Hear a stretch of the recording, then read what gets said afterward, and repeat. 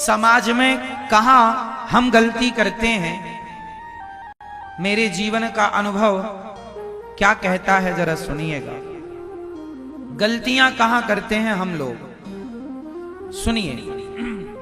एक दोस्त, एक आदमी है जिसके 4-6 दोस्त हैं। 4-6 दोस्त साथ में बैठ के चाय पीते हैं, साथ में ही खाते पीते हैं और साथ में अधिक समय गुजारते हैं।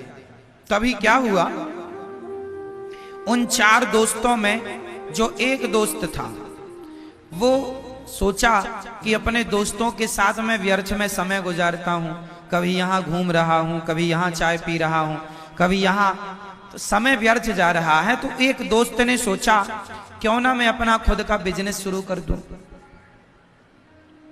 क्यों ना मैं अपना खुद का कुछ काम शुरू कर दूं।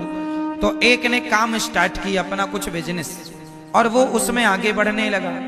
जब वो आगे बढ़ने लगा तो उसके जो 3 दोस्त थे, अब उन तीनों को लगा यार ये तो हमसे बहुत आगे चला गया। फिर वो 3 कौन हो गए, वही 3 हो गए उसके सबसे बड़े, वही 3 दुश्मन।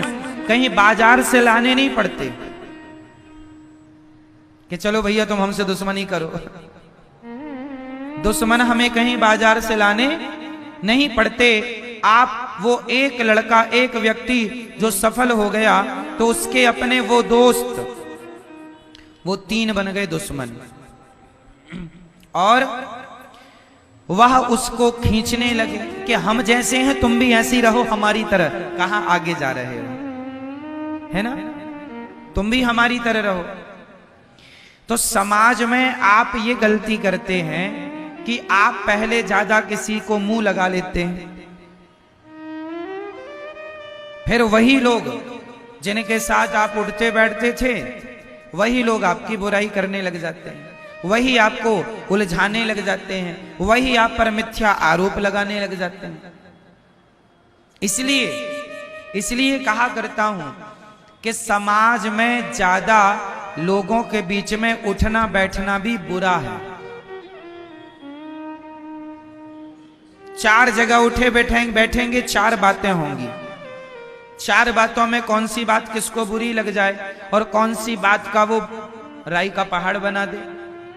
इसलिए समाज में ज्यादा लोगों के साथ उठना बैठना भी अच्छा नहीं। आप किसी को अपने घर बुलाइए, आप एक बहुत बड़ा घर बनाइए, आप बहुत कामयाब हो जाइए, तो आप जिनको अपने घर बुलाएंगे, तो जो आपके घर आएंगे, आप शादी में बुलाइए, बच्चे के जन्मदिन में बुलाइए, किसी को समाज को आप बुलाते हैं, सब लोग आते हैं। तो सब लोग आते हैं तो जरूरी नहीं है कि बहुत लोग आपको आशीर्वाद देने ही आए हैं। कुछ लोग आपका वैभव देखकर ईर्ष्या पाल ले, अरे इनके पास इतना है, अरे तो इतनी तरक्की कर गए। वो आपसे मिलेंगे, आपका सब देखेंगे और जाकर के आपसे ईर्ष्या द्वेष चालू कर देंगे। इसलिए ज्यादा लोग उनके साथ उठो बैठो जो सदा भगवान की चर्चा करें, सत्संग किया करो, सत्संग में उठो बैठो, व्यर्थ की प्रपंच पंचायत में ना उलझें, यही सार है ना। ज्यादा प्रपंच में नहीं उलझना चाहिए किसी को, वरना आपका ही नुकसान है, आपके समय का ही नुकसान है। एक गांव का एक आदमी शहर चला गया और शहर जाकर उसने पहली बार लालटेन लेकर के आया। क्या लाया, जब लालटेन शुरू चला था तो लालटेन का भी एक क्रेज था। लालटेन जानते हैं आप लोग, लालटेन लेके आया।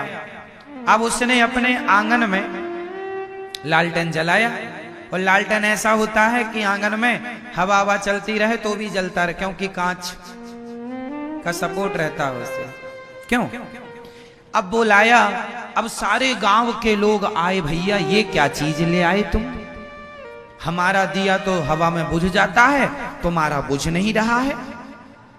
अब सारे गांव वाले देखने आए उसकी लालटेन। अब गांव वालों में काना फूसी चालू हो गई, यार भैया अपन सबके घर में अंधेरा है, इसके घर में उजेला है, क्या करें कि इसके घर में भी अंधेरा हो जाए। क्या करें कि इसके घर में भी अंधेरा हो जाए। तो गांव के सभी लोगों ने, कुछ लोगों ने जो ईर्ष्या वाले थे, उन लोगों ने प्लान बनाया। उन लोगों ने कहा या तो इसका लालटेन हम लोग फोड़ दें, या अच्छा बताइए, एक उपाय हमने बताया, गांव के लोगों ने सोचा, कुछ लोगों ने कि या तो हम इसका लालटेन फोड़ दें तो ये भी हमारी जैसे हो जाएगा फिर से, क्योंकि हमारे घर में अंधकार है, इसके घर में भी अंधकार रहेगा, क्योंकि इसके घर में उजेला है। या तो एक उपाय ये है कि इसका लालटेन फोड़ दिया जाए, या दूसरा उपाय ये है, अब बताओ दूसरा उपाय क्या है, आप लोग बताओ दूसरा उपाय क्या है, बता दो। दूसरा उपाय ये है, या अपन लोग भी शहर चलें और अपन लोग भी एक एक लालटेन लेके आए और अपने घर को भी रोशन कर लें, या तो अपन अपने घर को भी रोशनी से भर लें, या तो इसका भी लालटेन तोड़ डालें। कौन सा उपाय अच्छा है? कि उसका भी घर प्रकाश से भरा रहे और अपना घर भी प्रकाश से भर जाए, रोशनी से भर जाए। इसके लिए क्या करना पड़ेगा? उसकी तरह उसकी टांग पकड़ के खींचने समाधान नहीं है, उसका लालटेन तोड़ देना समाधान नहीं है। आप अपने आप को भी इतना कामयाब बना लो कि आपके घर भी एक लालटेन आए और आपका भी घर प्रकाश से भर जाए। तो जीवन में ये सबक हमें लेना सीखना चाहिए कि हम दूसरों को देखकर जलना बंद करें और अपने को भी उसकी तरह कामयाब बनाएं। अपने को भी हम उसकी तरह कामयाब बनाएं, ना कि उसका पांव पकड़ के खींचे।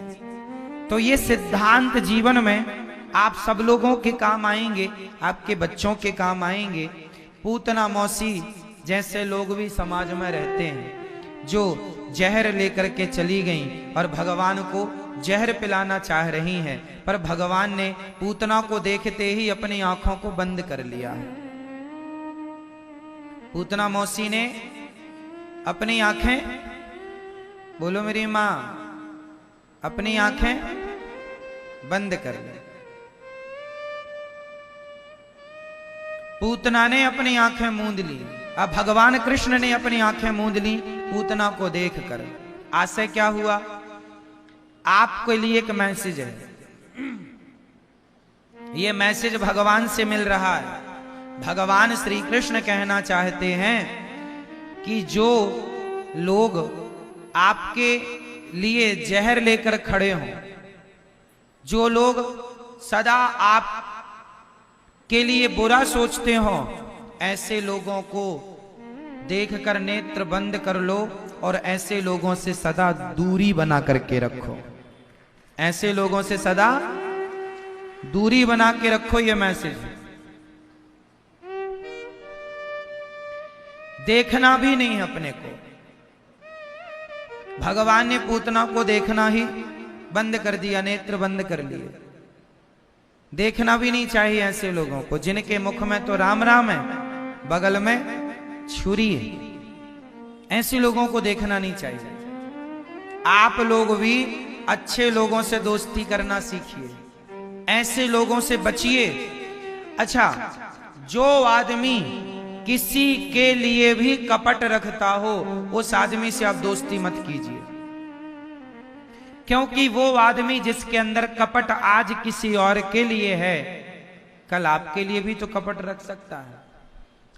ऐसे लोगों से दूरी बनाइए जिनके अंदर कपट हो, जिनका हृदय निष्कपट भाव, जो निष्कपट हैं, जो सच्चे हैं, सीधे हैं, सरल हैं, सहज हैं, ऐसे लोगों से दोस्ती करना सीखिए। भोले हैं, जो अंदर बाहर एक से हैं।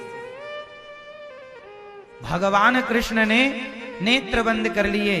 हम देखना भी ठीक नहीं समझते, क्योंकि पूतना का तन सुंदर है, मन सुंदर नहीं। देखो मैसेज है ये आपके लिए, है ना।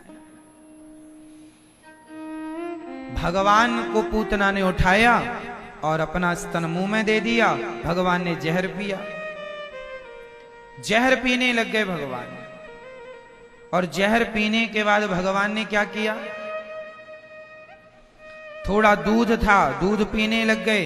अब थोड़े से प्राण थे पूतना के, भगवान श्री कृष्ण ने प्राण पीने शुरू कर दिए और प्राण पी करके पूतना को मार दिया भगवान ने। इससे क्या मैसेज मिला?